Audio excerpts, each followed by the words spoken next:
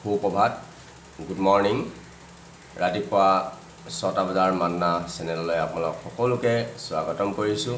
আশা কৰোঁ আপোনালোকৰ সকলোৰে ভাল মংগল ঈশ্বৰে ৰাখিছে আহক আমি এইখিনি সময়ত আমি পবিত্ৰ শাস্ত্ৰ চাম আৰু প্ৰাৰ্থনা অনুৰোধ আহিছে যি খ্ৰীষ্টপান নাগ তেখেতৰ কাৰণে আমি প্ৰাৰ্থনা কৰিম তেখেতক ঈশ্বৰে সহায় কৰক মংগল কৰক আহক আমি এইখিনি সময়ত এটা বিষয় লৈ পেলাই চাম যিটো বিষয়টো আজি খ্ৰীষ্টৰ সমাজত বহুতো কম দেখিবলৈ পোৱা যায় সেই বিষয়টো হৈছে আমি হলি মেৰিজ পাতিব লাগে নে নালাগে যিটো ঈশ্বৰক সাক্ষী ৰাখি পেলাই আমাৰ যি শুভ বিবাহ হয় এইটো আমি পাতিব লাগে নে নালাগে ইয়াৰ বিষয়ে ঈশ্বৰে কি কৈছে তাক আমি চাম আমি বহুতো দেখিবলৈ পাওঁ যে বহুতে এই হলি মেৰিজটো নকৰে আৰু এজন ভাই কৈছিলে যে এটা জাগাত তেওঁলোকৰ হলি মেৰিজ নহয় কাৰণ তেওঁলোকে কলেজত থকা সময়তে হোষ্টেলত থকা সময়তে ল'ৰা ছোৱালীৰ মাজত ভাল পোৱা পুই হয় আৰু তাতে তেওঁলোকৰ শাৰীৰিক সম্বন্ধ হয় আৰু সম্বন্ধ হৈ পেলাই তাতেই তেওঁলোকে গৰ্ভৱতী হয় আৰু তেওঁলোকে ঘৰলৈ আহি তেওঁলোকে একেলগে থাকে আৰু পৰিচয়টো স্বামী ভাৰ্যা হিচাপত পৰিচয় হয়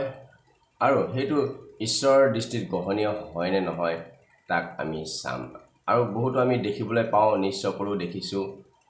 ভাল পোৱা পুই হয় আৰু শাৰীৰিক সম্বন্ধ হয় আৰু লগতে তেওঁ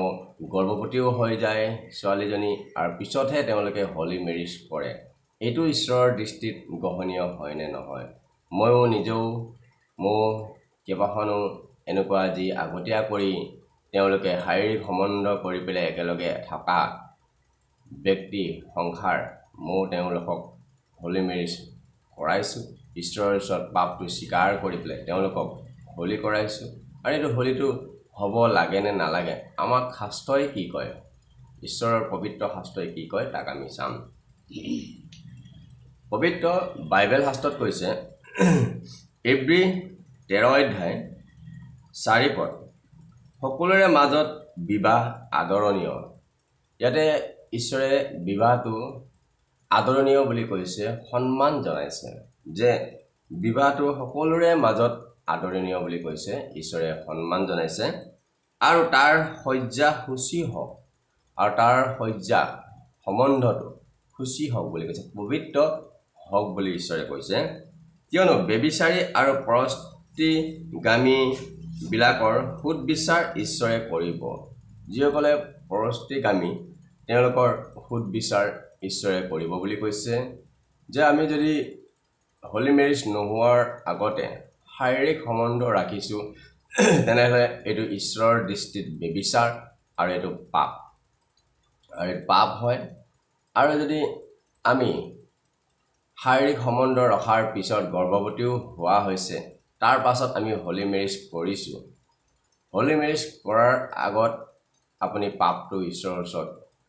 পুৰোহিতৰ যোগেদি পাপটো আপুনি স্বীকাৰ কৰি ল'ব লাগিব তেতিয়াহে আপোনাৰ সেই হলি মেৰিজটো আপোনাৰ সিদ্ধ হ'ব যদি আপুনি পাপটো স্বীকাৰ কৰা নাই ডাইৰেক্ট হলি মেৰিজ কৰিছে কাৰণ পুৰোহিতেতো নাজানে আপোনাৰ ভিতৰুৱা কথাটো পুৰোহিতে গম নাপায় তেওঁ যিটো নিয়ম তেওঁ মেৰিজটো পাতি দিব লাগে তেওঁ পাতি দিব কিন্তু তেওঁ নাজানে যে আপোনাৰ ভিতৰুৱা কথাটো সেইটো কাৰণে আপুনি সেই পুৰোহিতজনক ভিতৰুৱা কথাটো জনোৱাটো দৰকাৰ হয় সমাজৰ মাজত নহলেও আপুনি সেই পুৰোহিতজনক আপুনি জনোৱাটো দৰকাৰ হয় আৰু পুৰোহিতজনৰ যোগেদি আপুনি পাপটো স্বীকাৰ কৰাটো দৰকাৰ হয় তেতিয়াহে আপোনাৰ সেই হলি যি বিবাহটো গ্ৰহণীয় হ'ব ইয়াত শাস্ত্ৰত কৈছে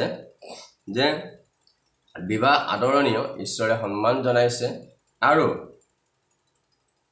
পৰস্তিগামীবিলাকৰ যিসকলে এই বেবিচাৰ কাৰ্যটো কৰে তেওঁৰ সুদবিচাৰ ঈশ্বৰে তেওঁক কৰিব বুলি কৈছে আৰু আমি চাম আদি পুস্তক ইয়াতে কি বুলি কৈছে 2 অধ্যায় 18 পদ পাছে ঈশ্বৰ জিহুৱাই ক'লে মানুহ অকলে থকা ভাল নহয় মই তাৰ নিমিত্তে তাৰ এক উপযুক্ত সহকাৰী নিৰ্মাণ কৰিম যিজন মানুহ আদমক বনাইছিলে তে পুৰুষে অকলে থকা ভাল নহয় বুলি কৈছে আৰু তাৰ নিমিত্তে মই উপযুক্ত সহকাৰী যিজন সহকাৰী তেওঁৰ যোগ্য হয় উপযুক্ত হয় সহায়কৰ্তা হয় তেওঁ মই নিৰ্মাণ কৰিম বুলি কৈছে স্বামীজনৰ কাৰণে ভাজ্যাজন উপযুক্ত সহকাৰী হয় কাৰণ কিয় স্বামীজনৰ কাৰণে ভাজ্যা হৈছে সহায়কৰ্তাৰ নিচিনা প্ৰতিটো ক্ষেত্ৰতে স্বামীক সহায় কৰাৰ নিচিনা আৰু ইয়াতে কৈছে আতি পুস্তক 2 অধ্যায় 21 পদৰ পৰা পাছে ঈশ্বৰ জিহুৱাই মানুহৰ ঘূৰ টোপনি অনাত তেওঁ টোপনি গ'ল আৰু তেওঁ তাৰ এডাল কামিহাৰ উলিয়াই সেই ঠাই মঙৰে পুৰালে আৰু ঈশ্বৰ জিহুৱাই মানুহৰ পৰা উলিওৱা কামিহাৰেৰে এজনী স্ত্ৰী নিৰ্মাণ কৰি মানুহৰ ওচৰলৈ আনিলে তেতিয়া মানুহে ক'লে এতিয়া হলে এওঁ মোৰ হাড়ৰো হাড় মঙৰো মঙ এওক নাৰী বুলি মতা হ'ব কিয়নো এওক নৰৰ পৰা লোৱা হৈছে এতেকে মানুহে নিজ পিতৃ মাতৃক ত্যাগ কৰি নিজ তিৰোতাত আসন্ত হ'ব আৰু হিবিলাক দুয়ো এক দেহ হ'ব ঈশ্বৰে পুৰুষৰ কামিহাৰৰ পৰা এই স্ত্ৰীজনী বনাইছে তেওঁৰ ভাজ্যাক বনাইছে আৰু তেওঁলোক এক দেহ এক শৰীৰ হ'ব বুলি কৈছে তাৰ বাবে স্বামী আৰু ভাজ্যাৰ মাজত স্বামী যদি কিবা বেমাৰ আজাৰ হয় তেতিয়া ভাজ্যাৰ অন্তৰত মনত দুখ লাগে আঘাত লাগে আৰু যদি ভাজ্যাৰ যদি হয় তেতিয়া স্বামীৰ মনত আঘাত বা দুখ লাগে কাৰণ কিয় তেওঁলোকে এক দেহ এক শৰীৰ বুলি কৈছে সন্তানসকল তেওঁলোকক ঈশ্বৰে দিয়া হয় আৰু তেওঁলোক এদিন উপযুক্ত বয়স হৈ পেলাই আঁতৰি যায় বিবাহ বান্ধনত সোমাই যায় কিন্তু স্বামী ভাজ্যা সকলোকে থাকে তাৰ মাজত কোনোবা এজন আগপিছ কৰি পেলাই মৃত্যু হয় ইয়াতে কৈছে যে শাস্ত্ৰত কৰন্থিয়া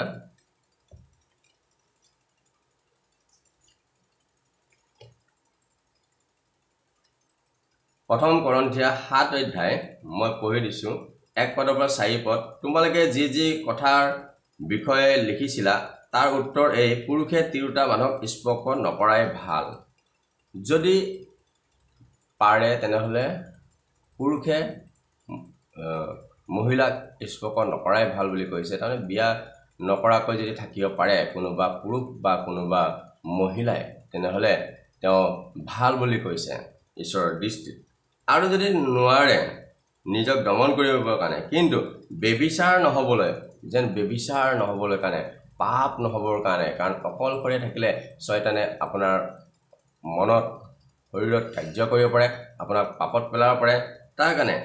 বেবিচাৰ নহবলৈ প্ৰতিজন পুৰুষৰ নিজা ভাজ্যা হওক আৰু প্ৰতিজনী তিৰোতাৰো নিজা স্বামী হওক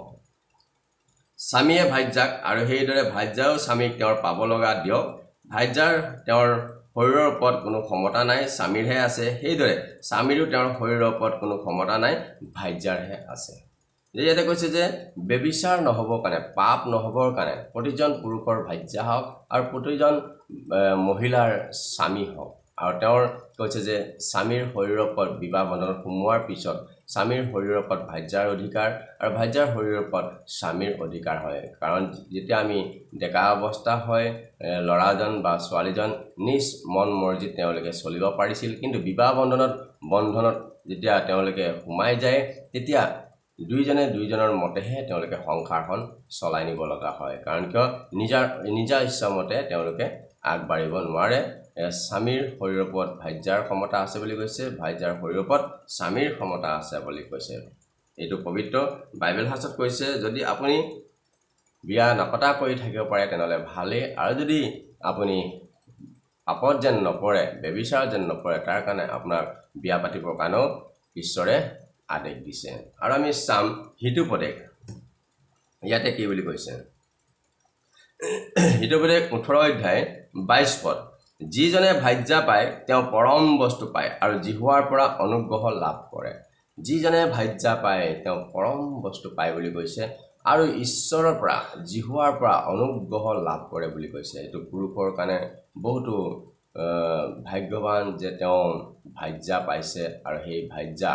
পোৱাটো ঈশ্বৰে দিয়া অনুগ্ৰহ বুলি কৈছে দান বুলি কৈছে আৰু ইয়াতে কৈছে বাক্যত কৈছে উপদেশত কৈছে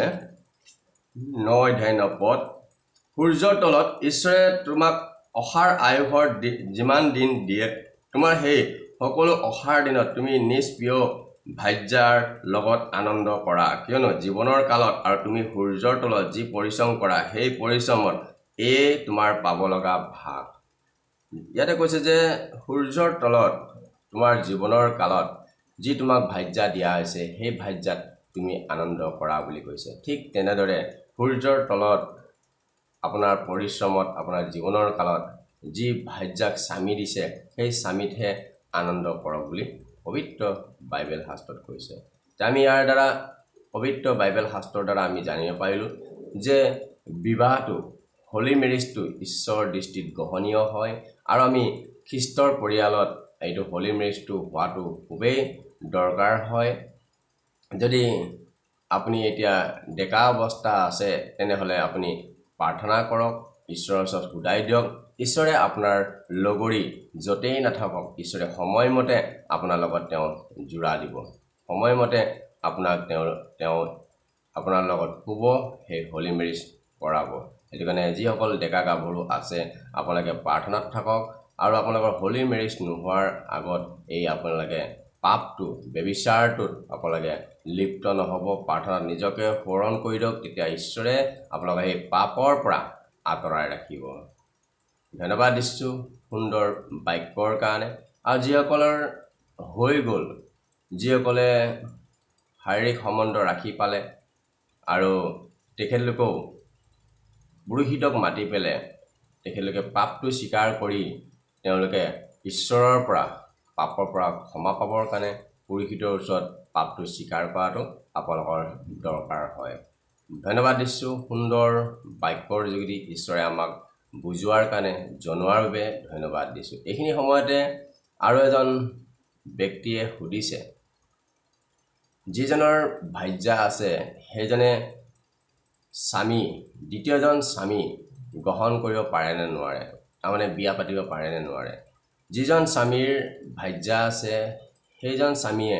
দ্বিতীয় বিবাহ কৰিব পাৰে নে নোৱাৰে। তেখেতে সেইটো ভাল প্ৰশ্ন কৰিছে আৰু ইয়াৰ বিষয়ে আমি বেলেগ দিনা আমি যাম। পাৰে নে নোৱাৰে, শাস্ত্ৰৰ মতে কি কৈছে তাক আমি চাম। ধন্যবাদ দিছোঁ। এইখিনি সময়ত আহক আমি প্ৰাৰ্থনালৈ যাম। এইখিনি সময় মই প্ৰাৰ্থনাৰ কাৰণে পালকক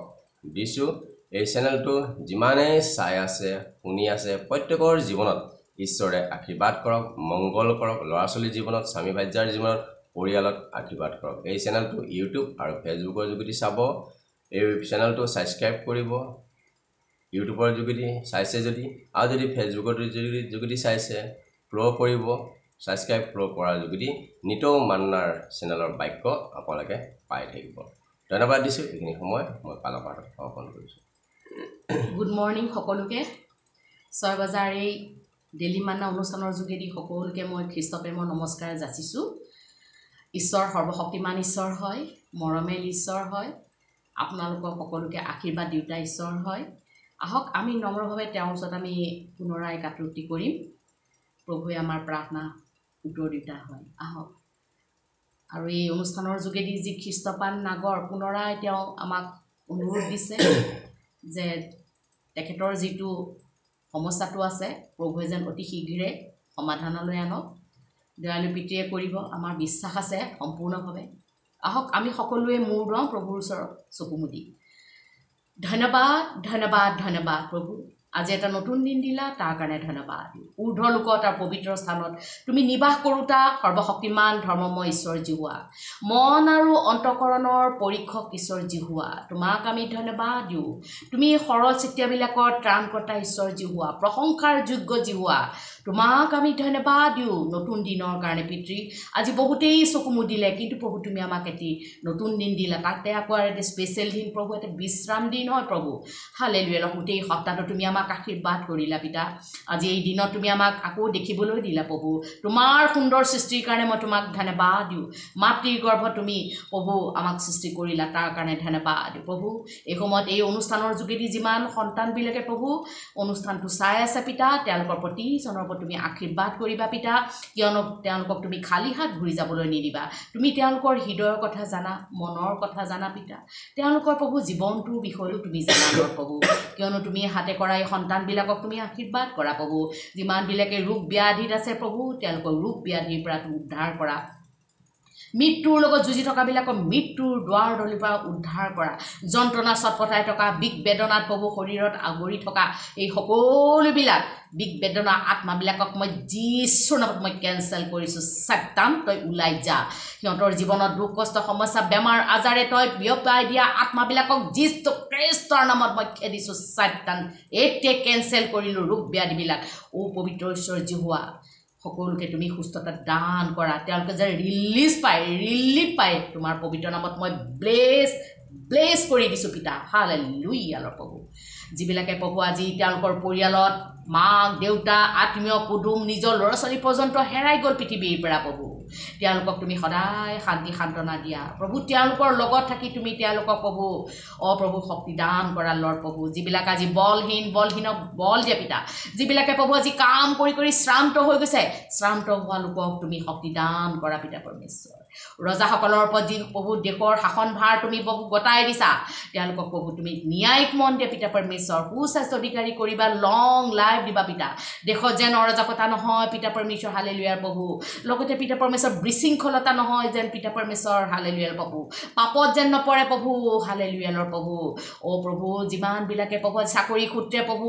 আজি বিভিন্ন ঠাইত আছে গৈ প্ৰভু নিজৰ পৰিয়াল এৰি প্ৰভু তেওঁলোকৰ লগত তুমি প্ৰভু প্ৰটেকশ্যনত ৰাখা পিতা পৰমেশ্বৰ হালেলুয়া প্ৰভু প্ৰভু মই বিশেষকৈ প্ৰাৰ্থনা কৰিছোঁ যিমানবিলাকে আজি ঋণ ধাৰত আছে প্ৰভু যিমানবিলাকৰ অভাৱ অনটন আছে প্ৰভু তেওঁলোকক তুমি আশীৰ্বাদ কৰা কিয়নো তুমি তোমাৰ বাক্যত কৈছা যে ঈশ্বৰে তোমাৰ সকলো অভাৱ প্ৰভু খ্ৰীষ্টৰ নামত প্ৰভু পৰিপূৰ্ণ কৰিব হয় পিতা খ্ৰীষ্টপন্নাকক আশীৰ্বাদ কৰা প্ৰভু তেওঁ যি সংকটত পৰিছা পিতা পৰমেশ্বৰ তুমি কৈছা সংকটৰ কালত মোৰ আগত প্ৰাৰ্থনা কৰা মই তোমাক উদ্ধাৰ কৰিম তেহে তুমি মোক গৌৰৱান্বিত কৰিবা প্ৰভু তুমি তেওঁৰ সহায় সাৰথি হোৱা আৰু তেওঁৰ যি প্ৰব্লেমছ আছে অতি সোনকালে চমৎকাৰ কৰা পিতা পৰমেশ্বৰ তুমি তোমাৰ নামেৰে মই ব্লেছ কৰি দিছোঁ পিতা পৰমেশ্বৰ এই ফাইনেন্সিয়েল প্ৰব্লেম তুমি দূৰ কৰি দিয়া পিতা পৰমেশ্বৰ হালেলুয়া লৰ্ড প্ৰভু ধন্যবাদ পিতা পৰমেশ্বৰ প্ৰভু তেওঁক তুমি আশীৰ্বাদ কৰিলা প্ৰভু তুমি চমৎকাৰ কৰিবা মই জানো তোমাৰ সময় আছে এই সময়ত তুমি সকলো কাৰ্য কৰোঁতা ঈশ্বৰ জিহুৱা লগতে পিতা যিমানবিলাকে গাড়ী মটৰ ৰেল উৰাজাহাজ চলাই আছে পিতা এক্সিডেণ্ট দুৰ্ঘটনাৰ পৰা বচাবা প্ৰভু যিমানবিলাকে যাত্ৰা পথত আছে তুমি যাত্ৰা পথত তুমি সংগী হোৱা পিতা পৰমেশ্বৰ যিবিলাক আজি প্ৰশাসন বিভাগ পৰিবহণ বিভাগ মিলিটাৰী পুলিচ বাহিনীবিলাকৰ ওপৰত তোমাক আশীৰ্বাদ থকা মেডিকেল ডিপাৰ্টমেণ্টত আশীৰ্বাদ কৰা পিতা পৰমেশ্বৰ হালেলুয়া লৰ্ড প্ৰভু লগতে পিতা পৰমেশ্বৰ যিমান MLA MP বিলাক আছে প্ৰভু ভাৰতৰ গোটেই ষ্টেটবিলাকৰ মুখ্যমন্ত্ৰীক আদিকে কৰি অসমৰ মুখ্যমন্ত্ৰীক আদিকে কৰি সকলোৰ ওপৰত তোমাৰ দয়া অনুগ্ৰহ থাকিবলৈ দিয়া পিতা পৰমেশ্বৰ অসমত যেন শান্তি বাস কৰে প্ৰভু তুমি আমাৰ অসমক আশীৰ্বাদ কৰা গুৱাহাটীবাসীক আশীৰ্বাদ কৰা অসমৰ গোটেই অঞ্চলত তুমি আশীৰ্বাদ কৰা পিতৃ ঈশ্বৰ যিবিলাকে প্ৰভু আজি ল'ৰা ছোৱালীবিলাকে শিক্ষা লৈ আছে পিতা পৰমেশ্বৰ স্কুল কলেজত তেওঁলোকৰ ওপৰত তোমাৰ আশীৰ্বাদ অনুগ্ৰহ থাকিবলৈ দিয়া তেওঁলোকে যে পঢ়া শুনাত ভাল ৰিজাল্ট কৰিব তাৰ তুমি স্মৃতি শক্তি দিয়া পিতৃ মাতৃ বাধ্যতা হ'ব আশীৰ্বাদ কৰা পিতৃ লৰ্ড ৰিহেবত থকাবিলাকত প্ৰভু তুমি আশীৰ্বাদ কৰা তুমি পিতৃ হোৱা পিতা পৰমেশ্বৰ অনাথ আশ্ৰমবিলাকক আশীৰ্বাদ কৰা বৃদ্ধাশ্ৰমবিলাকত আশীৰ্বাদ কৰা প্ৰভু তুমি কিয়নো পিতৃ হয় তেওঁলোকৰ লৰ্ড প্ৰভু স্বামী স্ত্ৰীবিলাকৰ মাজত মিলন হ'বলৈ দিয়া পিতা বিবাহ পাশত আবদ্ধ হোৱাবিলাকত তুমি দাম্পত্য জীৱনত আশীৰ্বাদ কৰিবা যিমান পৰিয়ালত আজি দুখ কষ্ট সমস্যা আছে পিতা পৰমেশ্বৰ কোনো প্ৰব্লেমছবিলাক ছল্ভ হোৱা নাই পিতা পৰমেশ্বৰ তেওঁলোকৰ জীৱনত তুমি আশীৰ্বাদ অনুগ্ৰহ দান কৰা তেওঁলোকৰ জীৱনত তুমি পথ প্ৰদৰ্শক হোৱা আৰু সকলো ৰাস্তাবোৰ তুমি খুলি দিয়া পিতা পৰমেশ্বৰ লগতে পিতা মই বিশ্বাস কৰিছোঁ হালেলুয়া প্ৰভু বান বিধ্বস্ত সন্তানবিলাকৰ যিবিলাক আজি প্ৰভু বান বিধ্বস্ত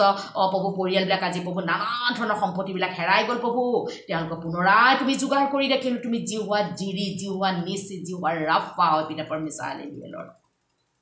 জেলত থকাবিলাকক আজাদ দিয়া পিতা পৰমেশ্বৰ মানসিক ৰোগাক্ৰান্ত লোকসকলক তুমি পুনৰাই তেওঁলোকৰ স্মৃতি শক্তি দান কৰা পিতা পৰমেশ্বৰ হালেলুয়া তেওঁলোকৰ যেন মেমৰি ঘূৰি আহে পিতা পৰমেশ্বৰ আশীৰ্বাদ কৰা প্ৰভু পাহৰা শক্তিটো তুমি আঁতৰাই দি প্ৰভু স্মৃতি শক্তিৰে পৰিপূৰ্ণ কৰা পিতা ধন্যবাদ পিতা পৰমেশ্বৰ হালেলুয়া লৰ্ড ধন্যবাদ দিছোঁ পিতা পৰমেশ্বৰ হালেলুয়া লৰ্ড প্ৰভু ধন্যবাদ দিছোঁ পিতা পৰমেশ্বৰ প্ৰভু আজি যি সন্তানবিলাকে প্ৰভু তোমাৰ নামত ধন্যবাদ প্ৰশংসা কৰি আছে তেওঁলোকৰ ওপৰত আশীৰ্বাদ কৰা প্ৰভু যিমানবিলাকে প্ৰভু যিছো কেছ মোকৰ্দমাত আছে কেছ মোকৰ্দমাৰ পৰা তেওঁলোকক ৰেহাই দিয়া পিতা পৰমেশ্বৰ কিয়নো তুমি প্ৰভু ৰায় দুটা ঈশ্বৰ হয় পিতা পৰমেশ্বৰ হালেলুয়া লৰ্ড ধন্যবাদ দিছোঁ পিতা পৰমেশ্বৰ হালেলুয়া ধন্যবাদ দিছোঁ জেলত থকাবিলাকক আজাদ দিয়া প্ৰভু ধন্যবাদ দিছোঁ প্ৰভু এইসমূহ প্ৰাৰ্থনা মই তোমাৰ হাতত মই সমৰ্পণ কৰিছোঁ পিতা লোৱা তুমি গ্ৰহণ কৰা ধন্যবাদেৰে ত্ৰাণকৰ্তা প্ৰভু যীশুৰ নামত মই এই প্ৰাৰ্থনাসমূহ অৰ্পণ কৰিছোঁ amen praise the lord praise the lord praise the lord ধন্যবাদ দিছোঁ আপোনালোকৰ বহুমূলীয় সময়খিনি ৰাতিপুৱা মান্না চেনেলত দিয়াৰ বাবে ঈশ্বৰে আপোনাক আশীৰ্বাদ কৰক আপোনাৰ পৰিয়ালক আশীৰ্বাদ কৰক আজিলৈ আমি এৰিছোঁ আজি বিশ্ৰাম দিন ঈশ্বৰে আপোনাক আশীৰ্বাদ কৰক অহাকালি আকৌ ৰাতিপুৱা 6টা বজাত আমি পুনৰাই লগ হ'ম আজিলৈ নমস্কাৰ